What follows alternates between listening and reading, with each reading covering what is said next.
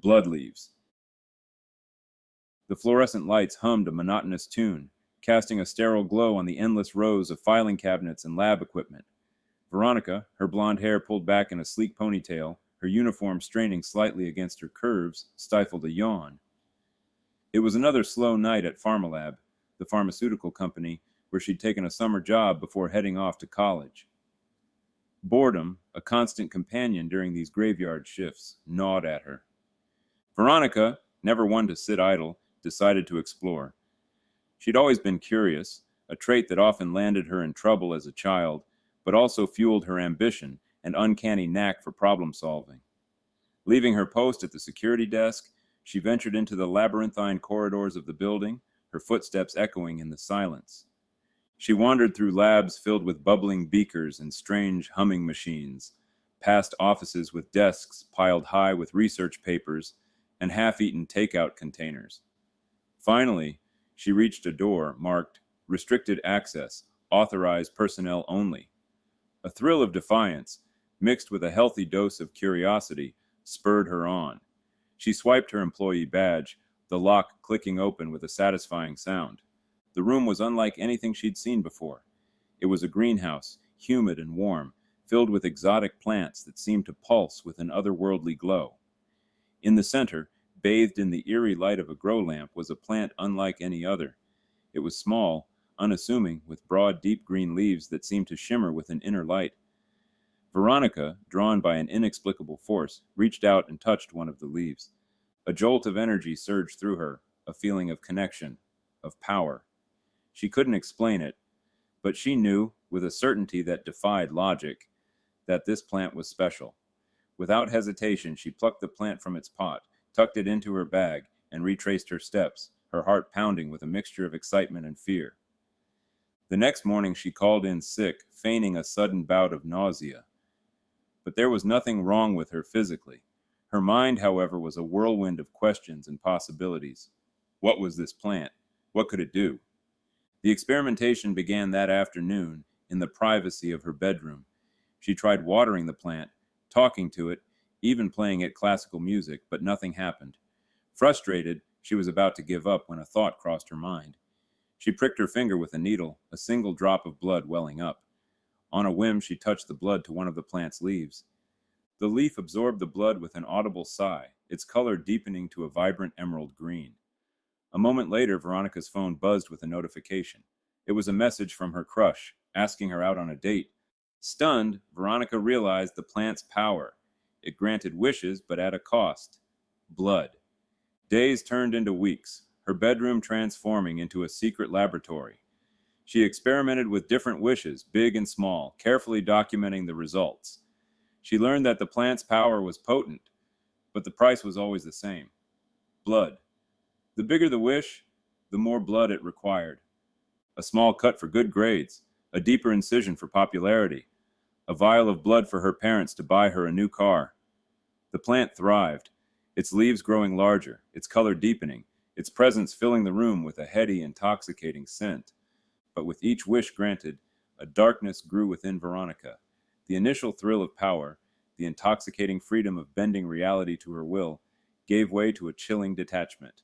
The sight of blood, once repulsive, now held a strange allure, a testament to her growing control over her own fate and the fates of those around her. Veronica, the kind, outgoing girl, was changing. The plant, its roots sinking deeper into her soul, was awakening something within her. A hunger for power, a thirst for control, a darkness that mirrored the crimson stain spreading across her bedroom floor.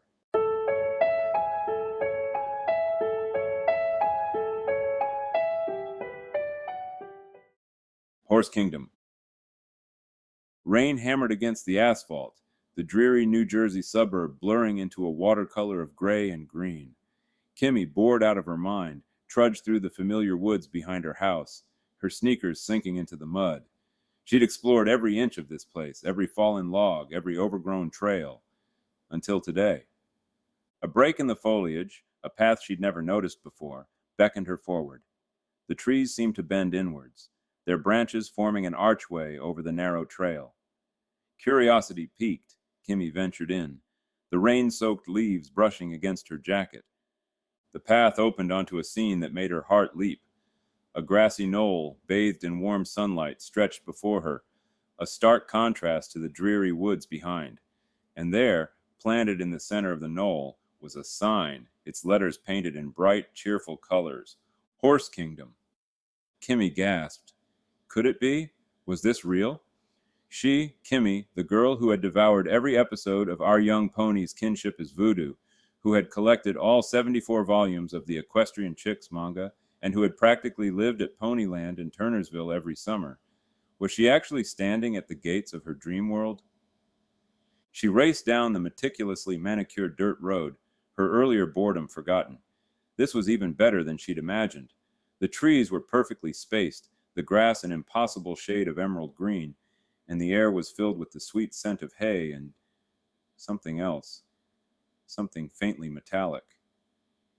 She reached the gates, wrought iron twisted into intricate designs of horseshoes and roses. A guard, a magnificent stallion with a flowing black mane, stood watch. Kimmy, remembering her Ponyland etiquette, executed a deep equestrian bow. "Greetings, noble steed," she proclaimed. "I come in peace."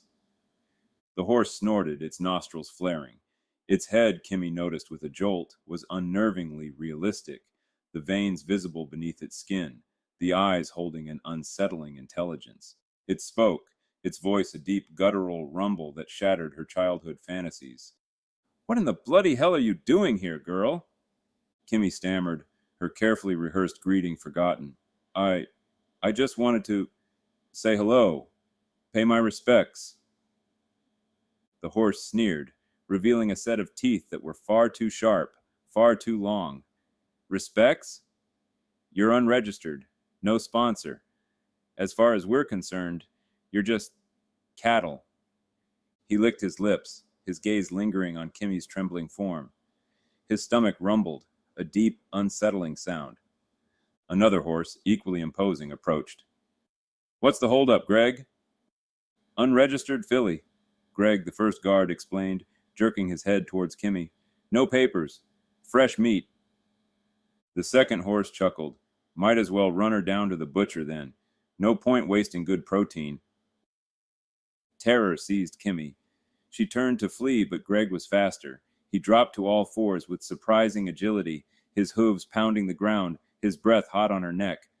She screamed, her voice swallowed by the vastness of Horse Kingdom. A powerful blow to the back of her head sent her crashing to the ground, darkness engulfing her. Greg dragged her back to the gates by the ankle, her limp body leaving a trail in the pristine dirt.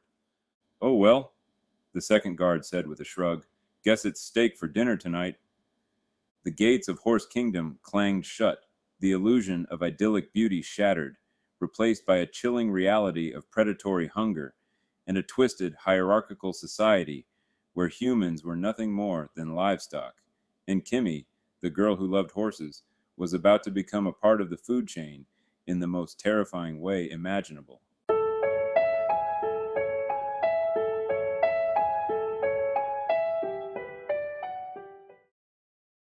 Online games. The salty air whipped through my hair as I stood on the crumbling boardwalk, the faded neon lights of the casinos casting an eerie glow on the deserted beach. Atlantic City, even in the dead of winter, held a certain seedy allure, a haven for those seeking escape, oblivion, or perhaps a darker reflection of themselves. I was 23, a man adrift in a world that seemed to have no place for me. My days were spent hunched over a glowing screen, my nights a blur of cheap beer and online anonymity. It was in the virtual battlegrounds of Warzone that I found my release, my voice, my identity. "Noob, get wrecked, scrub!" I snarled into the headset, my fingers flying across the keyboard, my avatar racking up another kill. The thrill of the game, the anonymity it provided, the power I wielded over my virtual opponents, it was an intoxicating cocktail that numbed the emptiness within. But my online bravado had consequences. One player, a voice crackling with quiet rage, called me out. "Dude, chill. It's just a game." "You're just trash," I scoffed, my voice dripping with disdain.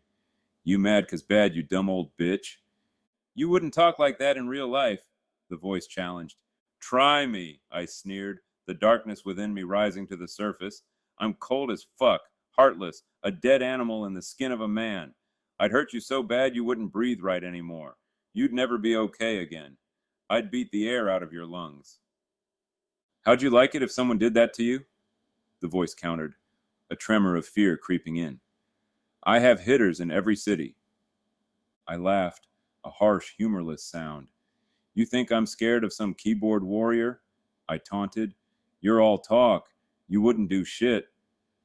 Give me your address, the voice demanded, a chilling calm replacing the fear. I'll show you what I'm capable of. I hesitated, a flicker of doubt momentarily eclipsing my bravado. But the anonymity of the internet, the distance it created, emboldened me. I typed my address in a private message with the voice, the words seeming unreal on my computer screen. Try me, pussy, I typed, my fingers trembling with a mixture of anticipation and fear. And then the world exploded. Rocks, propelled by unseen forces, shattered every window in my house, the glass raining down like shards of ice. I dove to the floor, my heart pounding, my ears ringing. It was like a war zone, the sounds of shattering glass and splintering wood echoing through the house. My mom's screams pierced the chaos. What's happening? Oh my God! My phone buzzed with a notification. It was him, the voice, his message chillingly calm. Please confirm that your windows are busted out. Terror gripped me. This wasn't a game anymore. This was real. I scrambled to my feet, my hands shaking as I checked on my mom. She was huddled in the corner, her eyes wide with fear, her body trembling. What happened? She cried, her voice laced with panic. I don't know, I lied, my voice cracking. Just some kids, I guess. The landline rang, its shrill tone cutting through the tension. My mom answered, her voice shaky. Hello? Yes, this is she. What? My windows. Yes, they're busted out. But how did you know? The voice, cold and menacing, replied, Just making sure. He hung up. Suddenly, the front door burst open.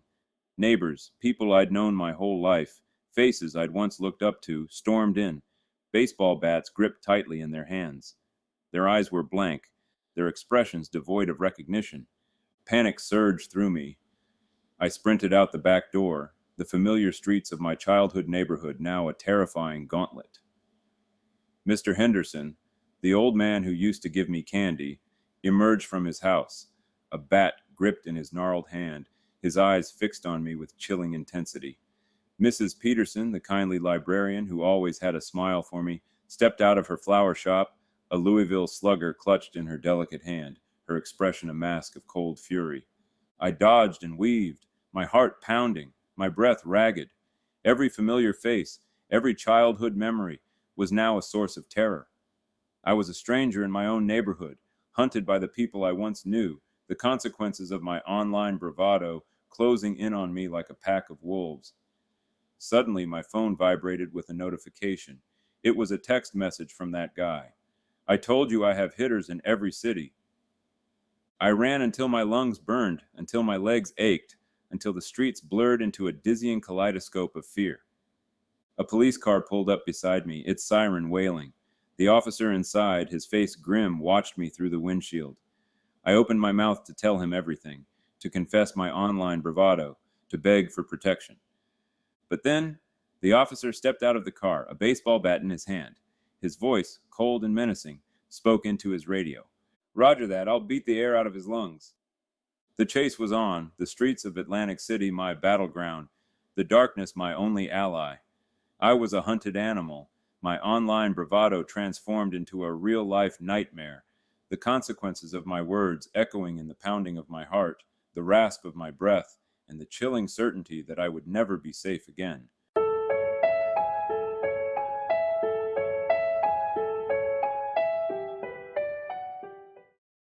Gloom door. The oak door, massive and imposing, loomed before him, its surface etched with the scars of time and weather. Gloom door, the tarnished brass plaque proclaimed, the letters twisted into a grotesque mockery of elegance.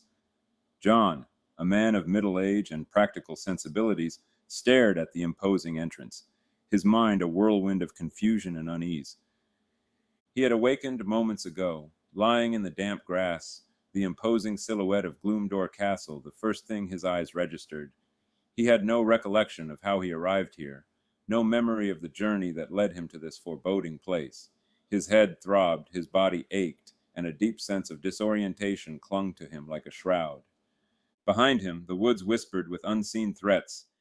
Shapes moved in the darkness, just beyond the reach of the dying light, their outlines indistinct, their movements unsettling. A constant droning, like the hum of 1,000 bees, filled the air, punctuated by the occasional howl, a chilling sound that sent shivers down John's spine. "Wolves with bees in them," he muttered, his voice a dry rasp. "That's just what I need right now." He turned back to the door, his gaze tracing the intricate carvings that adorned its surface. Gargoyles leered from the corners, their expressions a mix of malice and despair. Skulls, their empty sockets staring accusingly, were woven into the intricate patterns. The door, John realized, was not merely an entrance, but a warning. He tried the handle, a heavy, wrought iron monstrosity that felt cold and unyielding beneath his touch. It wouldn't budge. He examined the door more closely, his fingers tracing the outline of a keyhole, its edges worn smooth with age. "A keyhole, but no key," he muttered, his frustration growing. "Just great." His gaze swept over the stone archway surrounding the door, his eyes searching for any clue, any indication of where the key might be hidden. And then he saw it. A stone, slightly dislodged from the others, its surface etched with a symbol that resembled a stylized eye. With a grunt, John pressed against the stone. It shifted with a grinding sound, revealing a small, hidden compartment. Inside, nestled amongst the dust and cobwebs, lay a key, its metal tarnished, its shape strangely organic, as if it had grown from the very stone itself. "Well, isn't that convenient?" John remarked, a wry smile tugging at his lips. He retrieved the key, its touch sending a shiver down his spine. It felt strangely warm, almost alive. He inserted the key into the lock, the mechanism clicking open with a sound that echoed through the silent woods. He pushed the door open, the hinges groaning in protest, and stepped into the darkness beyond. The air inside was thick with the scent of decay and something else, something ancient and unsettling. The silence was absolute, broken only by the echo of his own footsteps on the stone floor. John, his heart pounding in his chest, his senses on high alert, ventured deeper into the heart of Gloomdoor Castle, unaware of the horrors that awaited him, the secrets that lay hidden within the ancient walls, the darkness that would consume him whole. The entry hall of Gloomdoor Castle was a cavernous space, its high ceiling lost in shadows. Dust motes danced in the faint moonlight that filtered through a cracked window, illuminating cobweb-draped tapestries and suits of armor frozen in eternal vigilance. John, his unease growing with every step, surveyed the scene, his flashlight beam cutting through the gloom. A massive fireplace dominated one wall, its cold hearth filled with ashes and the remnants of a long-dead fire. Above the mantelpiece, a portrait of a stern-faced man with piercing eyes seemed to follow John's every move. He shivered, the feeling of being watched intensifying. A bookshelf, laden with leather-bound volumes, lined another wall. John, drawn by an insatiable curiosity, approached, his fingers tracing the spines of the books. Their titles were in languages he didn't recognize, the letters twisting into strange, unsettling symbols. One book, bound in what appeared to be human skin, caught his attention. It rested on the shelf, seemingly innocuous, yet an inexplicable sense of dread emanated from it. John noticed two thick iron chains bolted to the floor beneath the shelf, disappearing into the wall behind it. He frowned, puzzled by this unusual arrangement. Intrigued, John reached for the book, his fingers brushing against the cold, rough surface. As he lifted it, a deafening screech echoed through the hall. The chains snapped, their links bursting apart. The floor beneath him buckled and gave way, plunging him into the abyss below. He fell through darkness, the light from his flashlight illuminating nothing but the rapidly receding ceiling. The air rushed past him, the sound of his own panicked breaths echoing in the void. He landed with a sickening thud, his body contorting upon impact, pain erupting in a symphony of agony. He lay in the pitch black, his limbs twisted at unnatural angles, his breath coming in ragged gasps. He knew he was dying, his lifeblood seeping into the cold, unforgiving stone. A pale light flickered in the distance, growing closer, revealing a figure shrouded in shadow. "You have met with an unfortunate fate," a voice rasped, its tone devoid of emotion. John, his vision blurring, recognized the figure, the Grim Reaper. He closed his eyes, accepting the inevitable. And then he was back.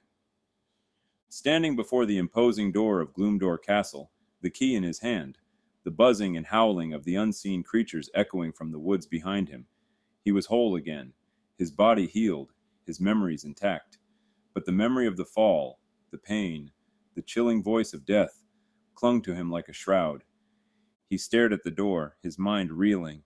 What in God's name was happening? Was this a nightmare, a hallucination, or something far more sinister? He had no answers, only the unsettling certainty that he was trapped in a loop, a cycle of death and rebirth that defied all logic and reason. He could try to avoid the book, to find another path, but a deep sense of foreboding told him that fate, in this place, was not easily escaped. With a heavy sigh, John inserted the key into the lock, the familiar click echoing through the silent woods. He pushed the door open, the hinges groaning their mournful lament, and stepped back into the darkness of Gloomdoor Castle, the memory of his gruesome demise fueling a grim determination to break free from this infernal loop.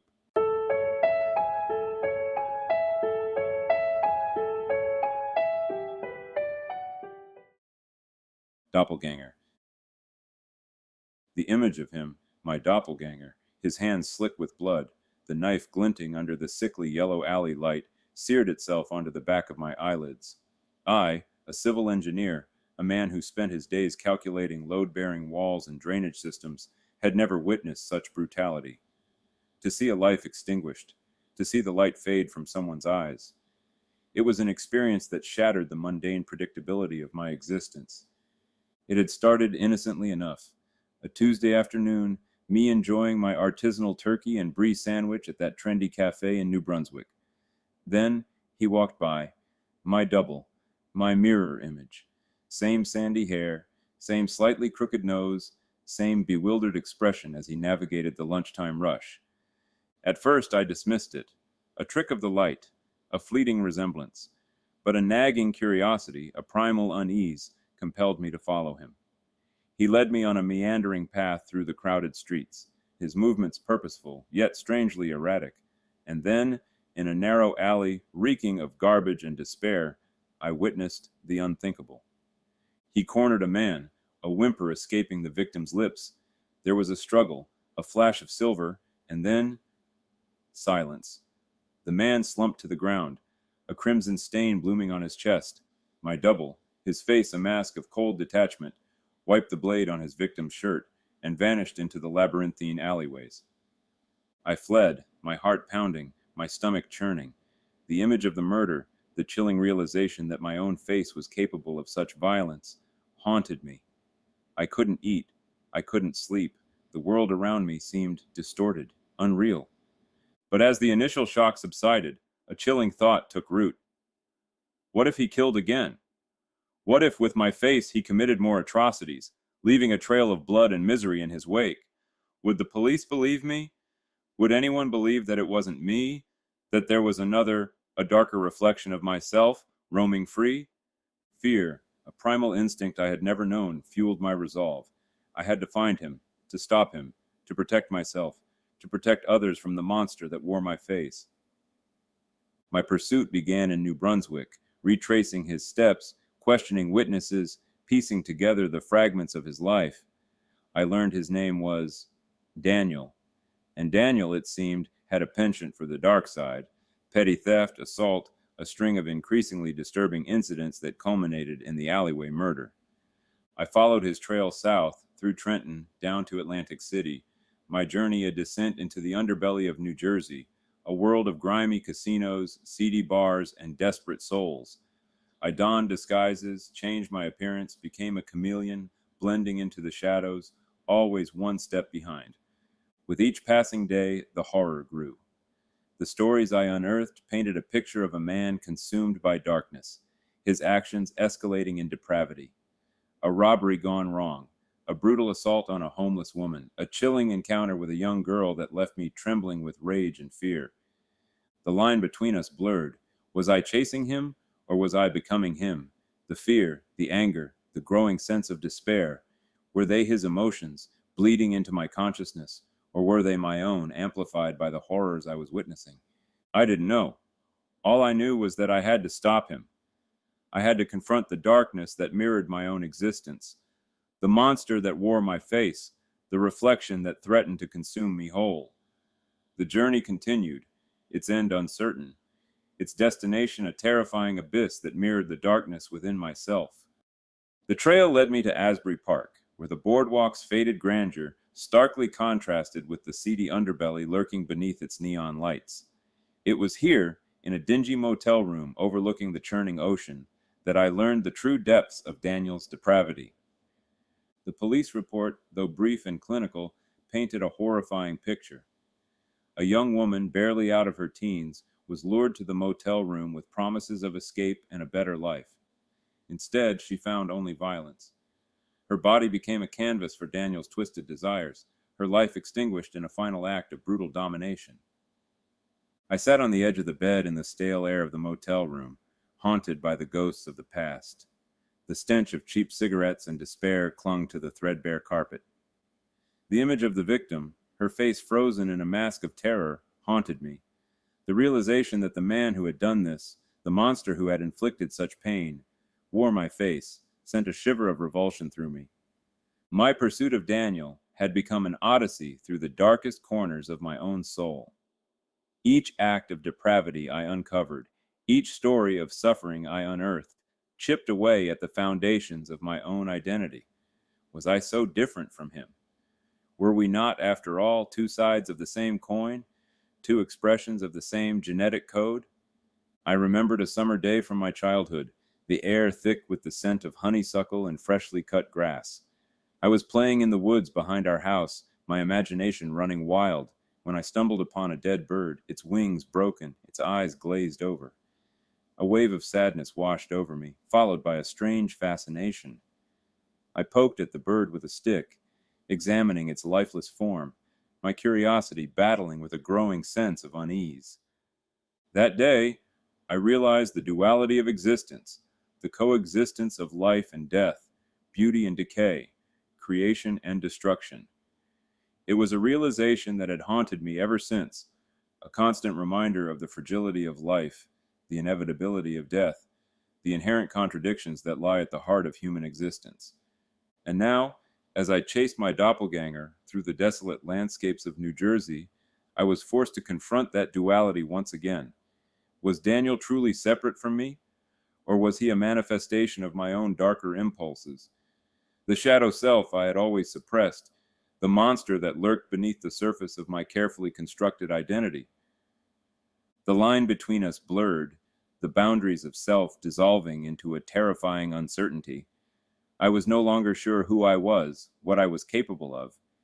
The journey had become a descent into the abyss, a confrontation with the darkest corners of my own soul, a terrifying exploration of the monstrous potential that lay dormant within us all. And as I continued my pursuit, the question that haunted me was not just, who is Daniel, but who am I? The answer, I feared, lay hidden in the heart of darkness, a chilling reflection waiting to be revealed.